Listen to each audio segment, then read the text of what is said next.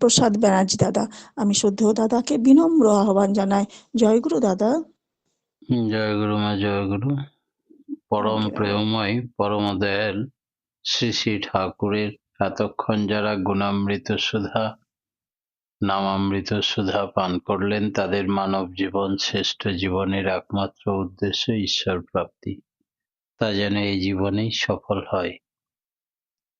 শ্রী শ্রী ঠাকুর গীতা সম্বন্ধে কথা বলছিলেন। সঞ্জয় নাকি ঘরে বসেই কুরুক্ষেত্রের যুদ্ধের মাঠের বর্ণনা হুবহু দেখতে পাচ্ছিলেন তার দিব্য দৃষ্টি দিয়ে। ব্যাসদেব তাকে এই বিষয়ে দিব্যচক্ষু দান করেছিলেন এবং তাদের গুরুদেব ব্যাসদেবের নির্দেশে তিনি অন্ধ ধৃতরাষ্ট্রকে ঘরে বসেই টিভির মতো করে সব দেখে দিব্য দৃষ্টিতে দেখতে পাচ্ছিলেন এবং বর্ণনা করে শোনাচ্ছিলেন। এই নির্বাচন করলেন ব্যাসদেব সঞ্জয়কে। সঞ্জয়ের চোখের দৃষ্টি একটা প্রপার উপযুক্ত মাধ্যম হিসাবে নির্বাচন করলেন। গীতায় নানা রকম টিকা টিপ্পণী সম্বন্ধে একদিন ঠাকুর বলছিলেন, এইসব ছেড়ে দিয়ে গীতার সহজ সরল অর্থ যদি অনুধাবন করি আমরা, তাহলে বাস্তবায়িত নিষ্ঠা সহ গীতা তার সমস্ত সততা নিয়ে ক্রমাগত আমাদের কাছে উদ্ভাসিত হয়ে উঠবে।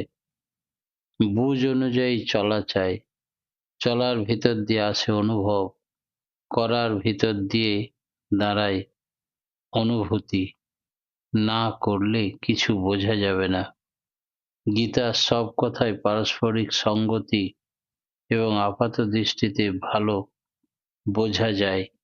গীতা যদি পুরোপুরি অনুসরণ করি, তবে চরিত্রগত এবং বাস্তবায়িত সক্রিয়তা হয়ে উঠি, তাহলে সেই চলাই আমাদের নিয়ে হাজির করবে সেখানে যেখানে গিয়ে গীতার সব কথার সমুচীন তাৎপর্য আমাদের কাছে অর্থসঙ্গতি সহ বিন্যস্ত হয়ে উঠবে।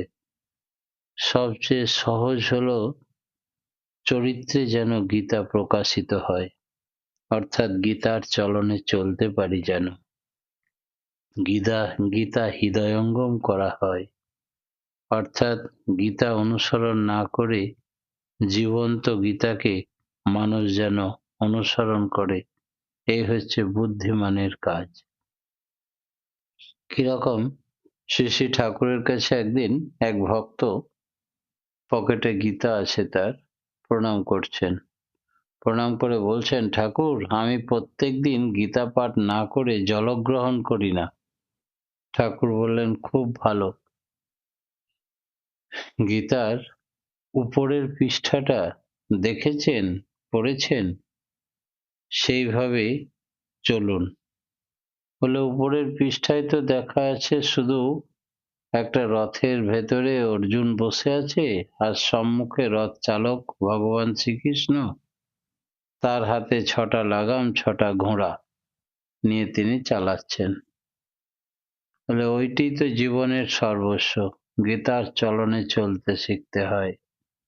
গীতা মুখস্থ করার থেকে বেশি গীতার চলনে ঈশ্বরের উপর নির্ভরশীল হয়ে চলতে হয় প্রতি পদক্ষেপে। তাহলে তার জীবনে কখনো অসুবিধা, অশান্তি, আপদ বিপদ আর কিছুই হয় না। ভগবানের উপর নির্ভরশীল হতে হয়। সকালে উঠে বলতে হয়, তোমার ইচ্ছায় পূর্ণ হোক ঠাকুর, আমি জানি না কিসে আমার মঙ্গল হবে। এই বলে তাঁর ইচ্ছায় চলতে হয় গোটা দিনটা। তাহলেই গীতার চলনে চলা হলো। শ্রী শ্রী ঠাকুর বহু ক্ষেত্রে গীতাকে ঠিক মতো ধরা হয়নি, বোঝাও হয়নি, অনুসরণ করাও হয়নি। যার মধ্যে যে ভুল সেটা যদি থেকেই গেল, চরিত্রে যদি তার সংশোধন না হলো, তাহলে কাইমন বাক্যে গীতাকে পুরোপুরি মেনে চলা হয়নি। এই বলে তার ভুল ভেঙে দিলেন। ঠেকে ঠেকে ঠোকে ঠোকে আত্মবিচার আত্মবিশ্লেষণের ভেতর দিয়ে ভাবায়, চলায়, করায় অচ্যুত ক্রমাগতি থাকলে তার জীবনে কোনো কনফ্লিক্ট বা দ্বন্দ্ব থাকবে না। তত্ত্বকার কাছে প্রতিভাত হয়ে বুঝবো কি করে? সশ্রদ্ধভাবে তার আচার আচরণ চাল চলন চরিত্র পুঙ্খানুপুঙ্খভাবে পর্যবেক্ষণ অনুধাবন করে বিহিত মনোভাব নিয়ে সঙ্গ করতে থাকলে তখন গীতাকে বোঝা যায়। আর গীতা জ্ঞান মানুষের চরিত্রগত করে ফেলতে হবে। চরিত্রের ভিতর যেন একটা নর্মাল ইভলিউশন, সহজ বিবর্তন পরিলক্ষিত হয়। সত্তাপোষণী চলন তার স্বভাব সিদ্ধ হয়ে ওঠে। ভালো মন্দ যে যেমনই হোক না কেন, কারো প্রতি কার দ্রোহ ভাব থাকবে না, বিদ্বেষ থাকে না, অশুভ বুদ্ধি থাকে না। তার একমাত্র বুদ্ধি থাকে কেমন করে প্রত্যেকের মন্দের নিরাকরণ করে ভালোটাকে অবাধ উন্মুক্ত করে তোলা যায়। প্রত্যেকের মঙ্গল সাধনই নিজ মঙ্গলের প্রসূতি, ঠাকুর বললেন। তাই প্রত্যেকের মঙ্গল সাধনকে তিনি আত্মস্বার্থ বলে বিবেচনা করেন। এছাড়া আমাদের কোনো স্বার্থ নেই। এই ব্যাপারে তিনি হন নাছোড়বান্দা। সহন বহন সেবা সর্বাঙ্গীন জ্ঞান ও প্রেম তার সত্তার গেঁথে দিতে হবে। কস্মিন কালেও তার ব্যত্যয় যেন না হয়। তাই বলে তিনি কখনো অসৎ নিরোধে পরাক্রমে পরোন্মুখ হন না। তার অসৎ নিরোধের মধ্যে মমতা, দরদ, মঙ্গল বুদ্ধি উচ্ছল অভিব্যক্তি দেখা যায়। যেমন বোধ করা যায় মায়ের শাসনের ভেতর ছেলের কল্যাণ লুকিয়ে থাকে, তেমনি তিনি দোষ হিসাবে দোষ দেখতে জানেন না। মানুষ যখন কোনো অবস্থায় কি করে তার জ্ঞানদীপ্ত দরদী দৃষ্টিতে সর্বদাই ধরা পড়ে। তাই প্রবৃত্তিপরায়ণ মানুষের অসহায় অবস্থায় তিনি নিজের ভিতরে করুণা সিদ্ধ হয়ে ওঠেন এবং প্রেমী যিনি তার জীবনে সেই গভীর ব্যথা ও প্রচণ্ড নিরাকরণ প্রয়াস ওতপ্রোতভাবে জড়িয়ে থাকে। যেমন করে বাহ্য বস্তুগুলি আমরা পঞ্চেন্দ্র দিয়ে দেখি, স্পর্শ করি, বোধ করি, বিভেদ করি, বুঝি, তত্ত্বপুরুষ এবং তত্ত্বজ্ঞ পুরুষের চরিত্রগত এই সমস্ত ভাগগত গুণগুলি তেমনি করে আমরা দেখতে পারি, অনুভব করতে পারি, যদি আমরা শ্রদ্ধা, প্রশ্ন, সঙ্গ, সেবার ভিতর দিয়ে তার অনুসরণে প্রবৃত্ত হই। বাস্তবতাকে নাকচ করা যায় না। অনেকে শ্রীকৃষ্ণকে কাল্পনিক চরিত্র বলে মনে করেন। তারা বলেন শ্রীকৃষ্ণ বলে কোনো ব্যক্তি ছিলেন না, তিনি হলেন নৈর্ব্যক্তিক শুদ্ধ জ্ঞান। শ্রী ঠাকুর বললেন, জ্ঞানী ছাড়া জ্ঞান কোথায় থাকে? জ্ঞান তো গাছে ঝোলে না। তাই জ্ঞানী ব্যক্তির মধ্যে জ্ঞান প্রস্ফুটিত হয়। তাই ভগবান রূপে তিনি আবির্ভূত হয়েছিলেন ধরাতে মানুষের রূপ ধরে। সত্তা ছাড়া তত্ত্বই বা হয় কি করে? জ্ঞানবাণী হলেন তত্ত্বের বিন্যস্ত সরণি। ওই স্মরণীয় জন্মস্থান, আবাসভূমি সব হলো অভিব্যক্তি মানুষের মস্তিষ্ক এবং ব্যক্তি মানুষের চরিত্র, যা কোনো ব্যক্ত ব্যক্তির গোচরীভূত নয়। তেমন কোনো জ্ঞান থাকলেও মনুষ্য জাতির পক্ষে তা না থাকাই সামিল।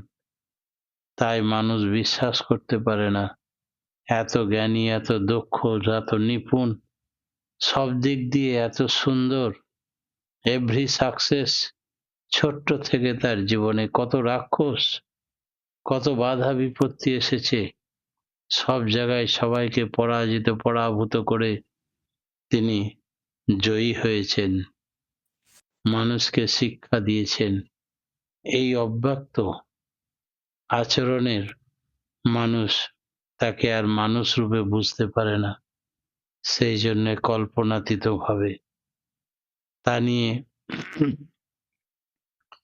কত তর্ক বিতর্ক করে, তাতে লাভ কি? তর্ক বিতর্ক বা বলচাল আলোচনা করলে তো সত্যটা অসত্য হয়ে যাবে না। এমনকি অকাট্য সহজ বোধগুলি যেমন ঘোলাটে এবং ঝাপসা হয়ে গেছে, তেমনি কতগুলি বিভিন্ন ধরনের সুন্দর ছড়া দেওয়া আছে। আগ্রহ ভরে তাড়াতাড়ি করে সেগুলো পড়া ভালো। বস্তুবিহীন ভাবের বিলাস অনার্যদের পাগলা ধাঁচ, নায়ের পথে নাই নারায়ণ আর্যত্বের স্বপন রাজ। ঠাকুর একদিন উল্লাসের সঙ্গে বললেন, ব্যাস একেবারে খাপে খাপে মিশে গেছে। সকলের দিকে চেয়ে বললেন, মাঝে মাঝে যোগান দেয় মন্দ না, পরমপিতা যে কখন কি মুখ দিয়ে বলান। অনেকে বলেন গীতার কোনো ভৌতিক যুদ্ধের সমর্থনের কথা হয়নি, বরং তার নিরাসনের কথা বলা হয়েছে। মানুষের মনের ভিতর যে যুদ্ধ চলে, সেইটি গীতার আসল বক্তব্য। কর্মফল ত্যাগ, অহিংসা, সত্যের সাধনার উপরই এখানে গুরুত্ব দেওয়া হয়েছে। শ্রী শ্রী ঠাকুর বলছি কর্মফল ত্যাগের কথা, সেটাই তো গীতা। কিন্তু যে ত্যাগটা আমরা করি কোথায়, তা কাউকে বা নিজেকে বা অন্য কোনো পাত্র ছাড়া ত্যাগটা যে করি, সেটা সত্তার পরিপোষণই হওয়া চাই, তবেই সেটা ত্যাগ। সত্তাকে বিধ্বস্ত করে যা, সেই প্রবৃত্তিকে ত্যাগ। সত্তাকে সম্বর্ধিত করে যা, সেটাই হচ্ছে ভোগ। তাহলে আমাদের কর্মফল ত্যাগ করতে হবে এমন ভাবে, যে কায়দায় স্থান কাল পাত্র হিসাব করে, যাতে এই ত্যাগের দ্বারা আমরা সমাজের প্রত্যেকটা বাঁচা বাড়ার পথ প্রশস্ত করে তুলতে পারি। পারস্পরিক স্বার্থ সংঘাত, সমাজ ধ্বংসী যুদ্ধ প্রবৃত্তি নিরসন করতে পারি। এমন অবস্থার সৃষ্টি করতে পারি যাতে মানুষ আঘাত না হয়ে পাগল হয়ে ওঠে। তা যদি না পারা যায়, তাহলে আসে কুরুক্ষেত্র, কর্মক্ষেত্রের লড়াই। To achieve being and becoming by hindering the hinderness thereof, বাঁচা বাড়ার পথের বাধাকে অপসারণ করে বাঁচাতে এবং বাড়াতে অধিগত করতে। তাই মানুষের অন্তর্নিহিত নিয়ন্ত্রণ অপরিহার্য, কারণ মনে আক্রোশ পুষে রাখলে শরীর আপসে আপ আক্রোশের পথে চলে। ঈশ্বরকে ভালোবেসে তার পিতার্থে কর্মফল ত্যাগ করে এই মনটাকে শান্ত, সংযত, নির্লোভ ও সক্রিয়ভাবে সর্বভূতের হিত কাজে লাগানো যায় না।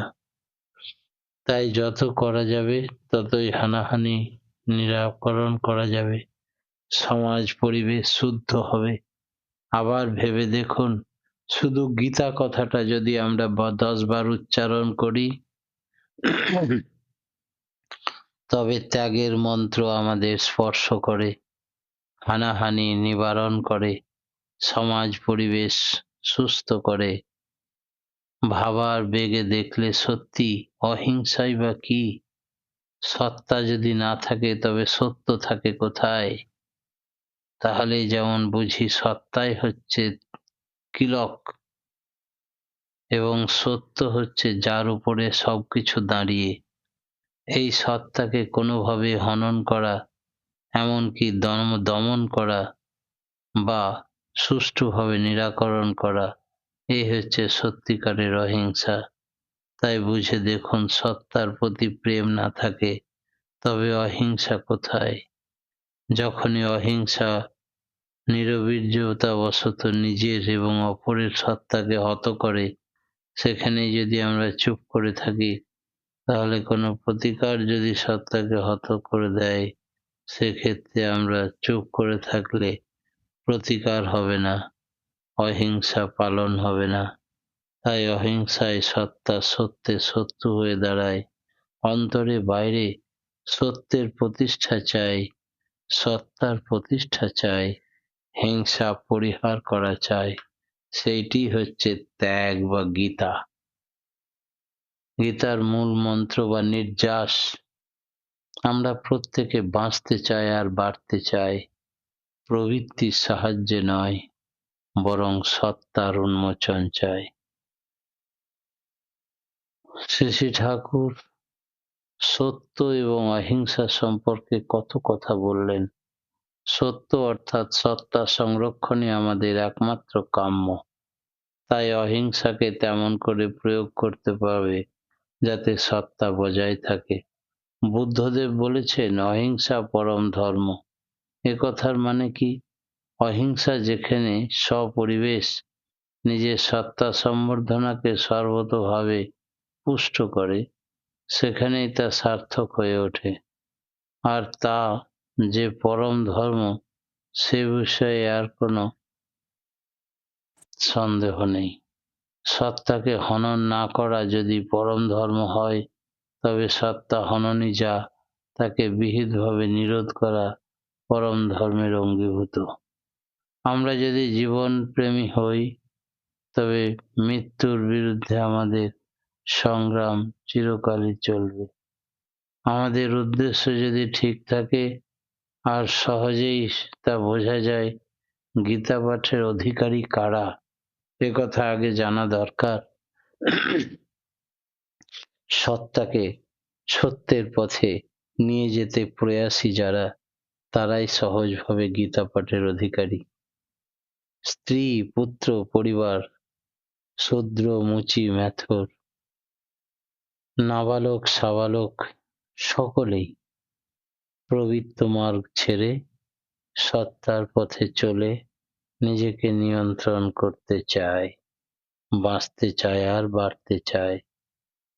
নিজেদের প্রবৃত্তি চলনের সমর্থনে গীতার অর্থকে বেঁকিয়ে দিয়ে এই ধরনের ভুল ব্যাখ্যা করলে মানুষ গীতা থেকে দূরে সরে যাবে। তাই গীতা নিত্য পঠনীয়। সদ্গুরু লাভ না হলে কি গীতা বোঝা যায়? অনুধাবনে গীতা পাঠ সদ্গুরু লাভের পথ প্রশস্ত করে দেয়, সদ্গুরু লাভের আকুতিটা সৃষ্টি করিয়ে দেয়। যারা আন্তরিকভাবে ভগবানকে চায় তাদের রকমই আলাদা। পরমপিতার দয়ায় তাদের যোগাবেগ হয়, ভালো ও ঠিক পথ বেছে নিয়ে তাদের সমস্ত ভুল দূর হয়ে যায়। একমাত্র তাকে যারা চায় তাদের আর কোনো ভাবনা নেই, তাদের আবিলতা কমে যায়। তারা তাকে নিয়ে সুখে দুঃখে শান্তিতে সব অবস্থায় আনন্দ উপভোগ করতে পারে। যারা তাকে চায় আবার রকমারি কামনায় পরিপূর্ণ চায়, শত সুখ ঐশ্বর্য তাদের সম্মুখে যদি থাকে, তবু অশান্তি তাদের অল্প বিস্তর লেগেই থাকে।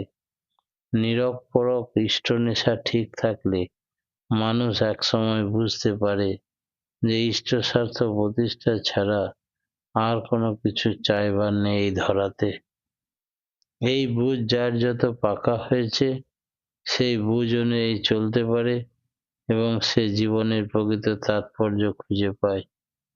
একজন জিজ্ঞাসা করলেন, গীতাকে সর্বশাস্ত্র সার ও সনাতন বলা হয় কেন? আজকের জগতে কত রকমের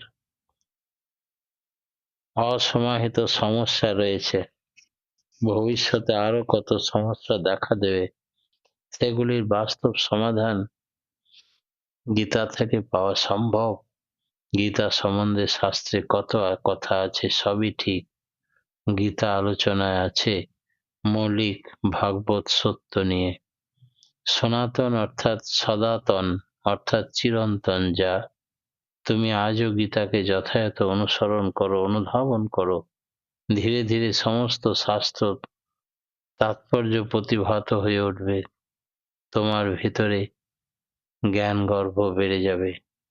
তা শুধু গুরু বা ইষ্টে তোমার সংন্যাস্ত হবে এবং অচ্যুত সক্রিয় নিষ্ঠাপরায়ণতা বেড়ে যাবে গুরুর প্রতি। গীতা বাস্তবায়িত দীপ্ত জীবন এবং ঠাকুরের কথাগুলো গীতার কথা অভিন্ন। ঠাকুরকে বুঝতে গেলে যেমন গীতা চাই, গীতাকে বুঝতে গেলেও তেমনি ঠাকুরের দীক্ষিত হতে হবে।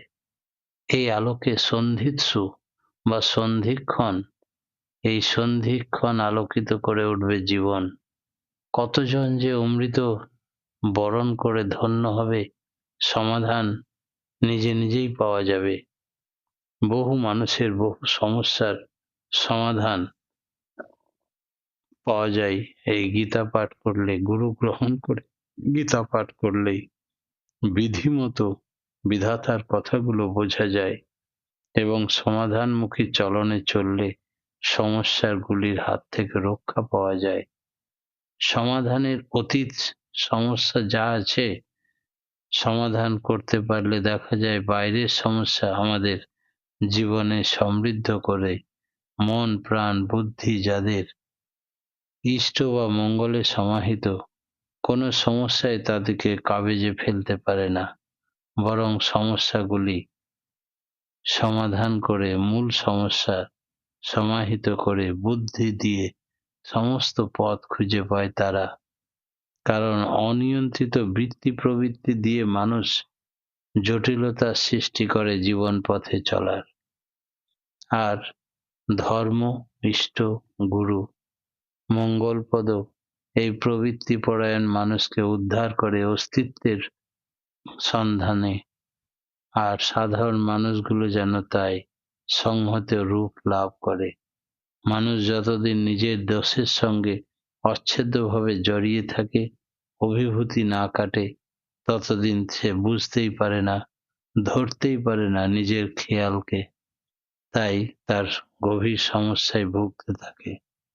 ঠিক ওই অর্জুনের মতো ভগবান শ্রীকৃষ্ণ তাকে ধরিয়ে দিলেন তার ভুল কোথায়, তার ধ্যান ধারণা চলন চরিত্রের ত্রুটি কোথায়, কোনটি মায়া, কোনটি সত্য, কোনটি ধর্ম প্রতিষ্ঠা, কোনটি ধর্মযুদ্ধ, যাতে করে সমস্ত ইষ্টের চেয়ে থাকলে আপন ছিন্ন ভিন্ন তার জীবন। সমস্ত জীবনের একটাই উদ্দেশ্য, you are for the Lord, not for others. You are for the Lord and so for others. এই ইষ্ট প্রতিষ্ঠার ক্ষেত্রে দিক নির্ণয় করতে হবে, আমি